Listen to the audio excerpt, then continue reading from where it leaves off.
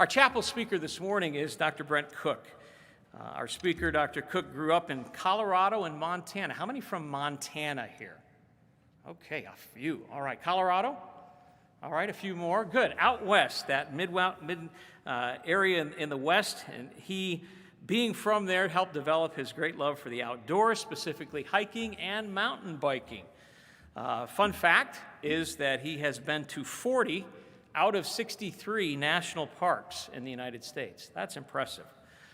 He and his wife, Ann, have 3 children, a girl and 2 boys, the youngest of which is adopted from China. And he served 19 years as a faculty member at BJU. He teaches undergrad Bible here and church history in the BJU seminary. And in addition to doing all of that teaching, he also has served for 10 years as the pastor of University Baptist Church here in Clemson. So I know you're in for a real blessing as Dr. Cook comes and speaks to us. Dr. Cook.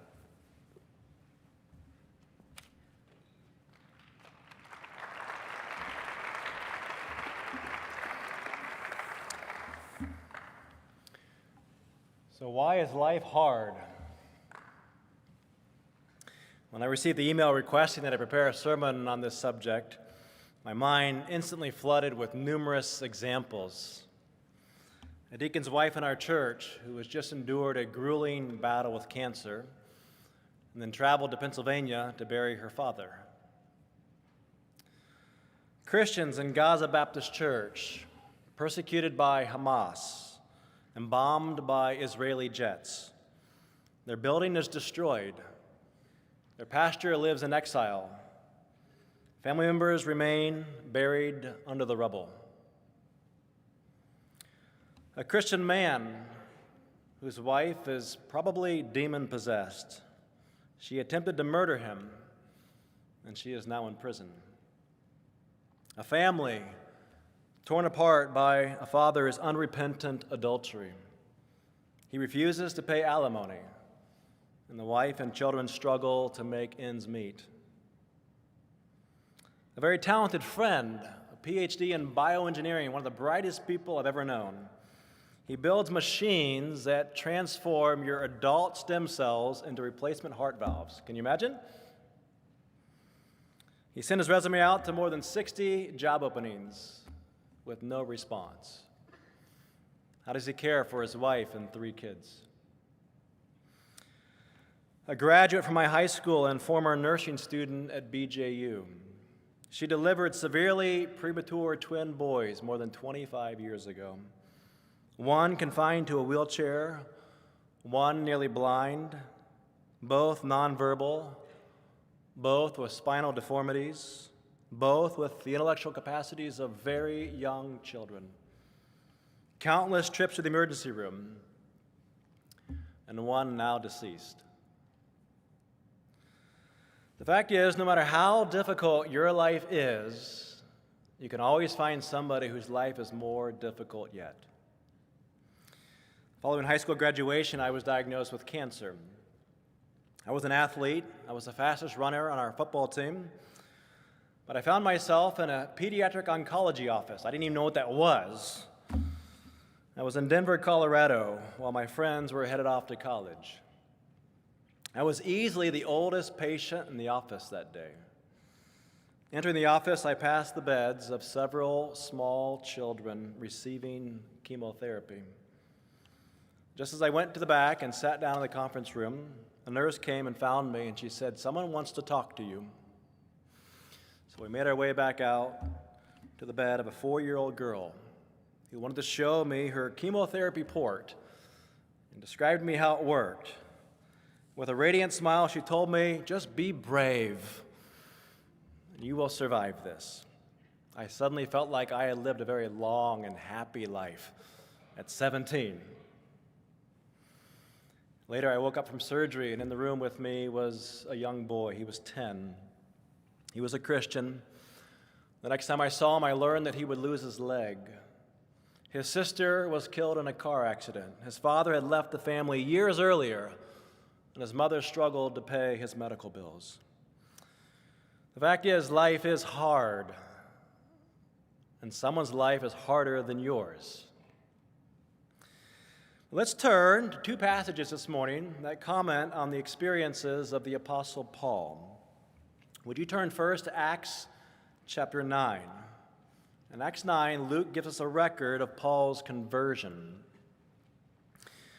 Paul, or Saul, to use his Jewish name, had made life extraordinarily difficult for the church.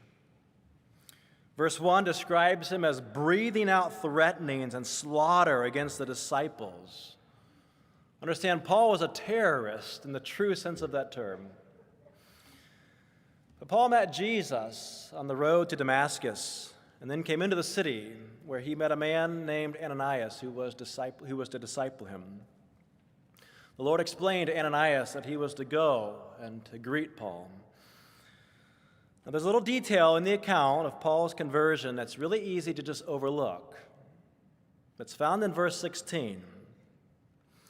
Speaking to Ananias, the Lord said of Paul, "For I will show him how great things he must suffer for my name's sake." Now, how would you like to be evangelized on those terms? Come to Christ, and I'll show you how much you're going to suffer. This is indeed true of many believers all through church history. Simon Joe is one of the principal founders of the Back to Jerusalem movement in China. He spent more than 20 years in prison for his faith. Did you know that the first time that Jesus mentions the cross in the New Testament, the most cruel and inhumane instrument of torture the Romans could devise, he was not talking about his own cross? In Matthew 16, Jesus first explained that he would die and he would later resurrect. But he did not say by what means he would die. However, he told his disciples, "Take up your cross and follow me." One of the most famous accounts of early martyrdom is the story of Perpetua, a noblewoman, and Felicitas, a slave. They had both recently given birth, and Perpetua's father, a pagan, begged her to recant her faith for the sake of her nursing child. But she refused to call herself anything but a Christian. And those women were gored in the arena by a bull and cut down by the sword. Friends, life is hard. And becoming a disciple of Jesus Christ is no guarantee that it's going to get any easier. The health and wealth gospel is heretical. Now, did Paul suffer just as God predicted through Ananias? Well, would you turn to 2 Corinthians 11? In 2 Corinthians 11, Paul describes his sufferings as an apostle. And while you turn, let me merely mention 1 Corinthians chapter 2. Paul told the Corinthians that he had come to them, listen to this, in weakness and in fear and in much trembling. Now, when is the last time you thought about the Apostle Paul as weak, fearful, and visibly shaking? Well, in Philippi, Paul had suffered a savage beating with rods. He had cast a spirit out of a slave girl. And Paul limped into Corinth with no assurance that it wouldn't happen again. Now notice 2 Corinthians 11 and verse 23, where Paul establishes his apostolic credentials. What distinguished Paul as a true apostle was his suffering. Are they ministers of Christ? I speak as a fool. I am more. In labors more abundant, in stripes above measure, in prisons more frequent, and deaths oft. Of the Jews 5 times received I 40 stripes save one. Thrice was I beaten with rods. Once I was stoned. Thrice I suffered shipwreck. A night and a day I have been in the deep, in journeyings often, in perils of waters, in perils of robbers, in perils by my own countrymen, in perils by the heathen, in perils in the city, in perils in the wilderness, in perils in the sea, in perils among false brethren, in weariness and painfulness, in watchings often, in hunger and thirst, And fasting's often, and cold, and nakedness, beside those things that are without, that which cometh upon me daily, the care of all the churches. Friends, that is what Ananias predicted for Paul. We had a New Testament PhD student in our seminary several years ago. He made a comment that I've never forgotten. As he was contemplating both marriage and the mission field, he said to me, "Many Christians embrace the theology of Paul, but don't want to embrace the lifestyle of Paul." Well, are you eager to embrace that lifestyle? Why did God determine so much suffering for Paul? Well, you might say, well, that's just payback for all the affliction that he caused for the church. But that really would not solve anything. What had Stephen done that warranted his martyrdom? So, friends, why is life so hard? Well, before I answer the question, I do want to make a very important clarification. I have given you many examples of great hardship. However, I do not want to minimize any lesser difficulties you may have even right now. My ordeal with cancer was not nearly as difficult as it was for others. That is true. But it was difficult. And Jesus' answer to me was not, well, go find somebody else who's suffering more and get over it. That was not the answer. In fact, that is not a good answer at all when you consider Christ's compassion for suffering people.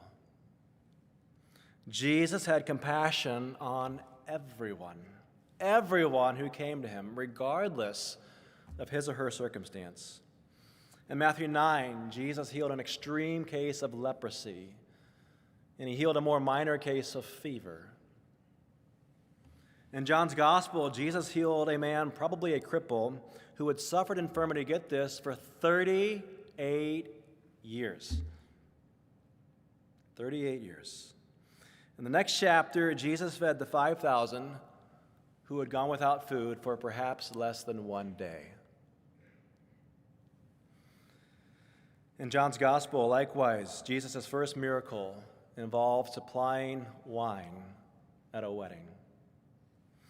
His last miracle involved resurrecting a dead man. So clearly, those are not equally weighty situations, but Jesus cared for both. Friends, Jesus does in fact care for all of your difficulties, no matter how small, no matter how great. So let's consider for just a moment your day-to-day difficulties. College is hard. And don't let anyone tell you otherwise. The next time someone tells you it's only going to get harder, well, that might happen, it might not happen. Just ask that person if he really wants to go back to 5 classes with relentless quizzes, tests, projects, papers, clinicals, labs, presentations, and deadlines. I know some of your teachers. I would not take a class from them. They're too hard. And then they make you pay for all those academic afflictions. Can you imagine? Some of you don't know how you're going to pay your school bill. Your grandfather's health is failing. Your fiance just broke up with you. You couldn't go home for Christmas to see your family because you're on a student visa and you weren't sure whether you're going to get back into the country. You haven't seen your family for 2 years, 3 years, 4 years. You're dealing with an undiagnosed sickness. You keep battling a particular temptation, it just doesn't seem to go away. Life is hard. So what does the Bible say about life's hardships? Well, the truth is there's actually a more important question to be asked. The fundamental question is not, what does the Bible say about life's hardships? The most important question is, what does the Bible say about everything? The Bible has a great deal to say about the meaning of everything. And I suspect the vast majority of you are familiar with the great themes of creation, fall, redemption, and restoration, if you prefer, as a summary of the Bible's plot line. Let's just rehearse that for just a moment. Beginning on page 1, the Bible teaches there is a good creator God who breathed all things into existence. God created out of goodness rather than need. God was not bored.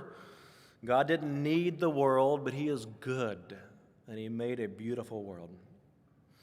God also acted freely to bring the world into existence. God was not limited by pre-existing materials. That means that the material world is not inherently evil. It was very good when God made it originally. And God also made man as his image bearer, the pinnacle work of his creation. Man is a personal, volitional, relational, creative, emotional, and rational being. And God placed man in a perfect, unfallen world. Now keep in mind that God's creation in the beginning did include labor. It included work. Work is not inherently bad.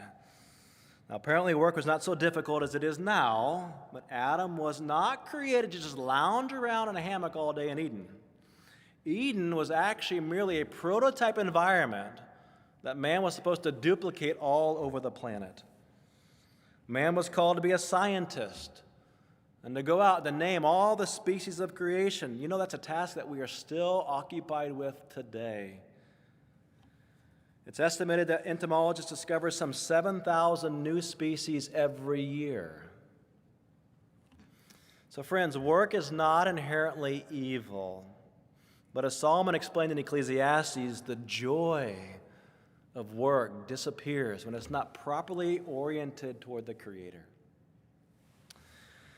Now, you don't have to read very far the biblical narrative before discovering the tragic fall of mankind. Man rebelled against God, and he plunged the surrounding creation under a curse. Man continues to bear God's image, but it's marred, reflected negatively by the corrupted use of his faculties. The difficulties that humans now face are numerous. Perhaps I can just summarize it this way. Man now has an adversarial relationship with God and an adversarial relationship with his creation. Creation now yields thorns and thistles where once it yielded fruit in abundance. The animal kingdom stands in adversarial relationship with us, harmful and deadly.